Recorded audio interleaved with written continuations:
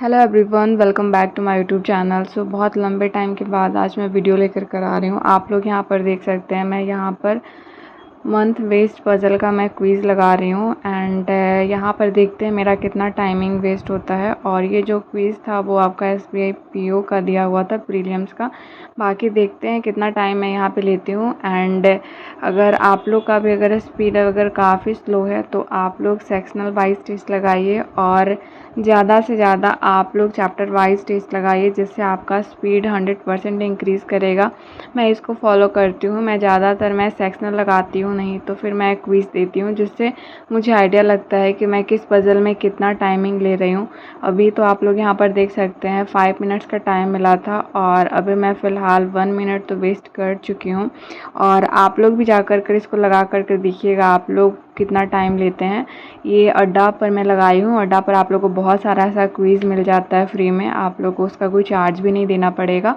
तो अगर आपका पज़ल में अगर आपका स्पीड नहीं बन रहा है, अगर आप SBI PO का एग्ज़ाम देने वाले हैं, जैसा कि आप लोग को पता ही है कि इसका एग्ज़ाम का डेट आउट हो चुका है, और अगर आपका भी एग्ज़ाम है तो आप ज़्यादा से ज़्यादा आप क्विज़ लगाइए, चैप्टर वाइज टेस्ट लगाइए और फुल लेंथ का लगाइए। उसका एनालाइज़ ज़रूर करिएगा, क्योंकि बहुत सारे ऐसे स्टूडेंट होते हैं जो टेस्ट लगा देते हैं लेकिन उसको एनालाइज़ नहीं करते हैं। तो ऐसे में काफ़ी प्रॉब्लम हो सकता है, क्योंकि जब तक हम लोग एनालाइज़ नहीं करेंगे हम लोग को समझ में कैसे आएगा कि कौन सा क्वेश्चन हमसे नहीं बना है या फिर किस क्वेश्चन में हम लोग का स्टक कर रहा है। तो इसलिए जब आप मॉक लगा रहे होंगे तो आप ज़रूर ही उसका एनालाइज़ करिएगा। एनालाइज से बहुत सारा हम लोगों को पता चलता है कि कितना हम लोग टाइम ले रहे हैं क्वेश्चन को सॉल्व करने में या फिर पज़ल को सॉल्व करने में, या फिर हम लोगों को कितना टाइम लेना चाहिए और कितना ले रहे हैं।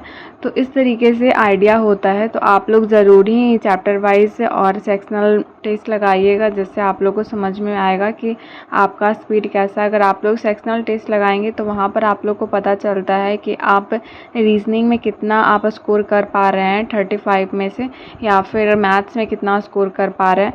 और वही अगर आप लोग चैप्टर वाइज लगाते हैं क्विज़ तो वहाँ पर आप लोग का स्पीड का पता चलता है कि आप पज़ल में कितना टाइमिंग ले रहे हैं, या फिर कौन सा पज़ल है जिसमें आप ज़्यादा टाइमिंग ले रहे हैं। तो ऐसे आप लोग ज़्यादा क्या कर पाएंगे, स्पीड पे फोकस कर पाएंगे। आप लोग को लगेगा कि नहीं यहाँ पर मैं ज़्यादा टाइम ले रही हूँ, तो वहाँ पर आप क्या करेंगे, उसको सही करने का ट्राई करेंगे।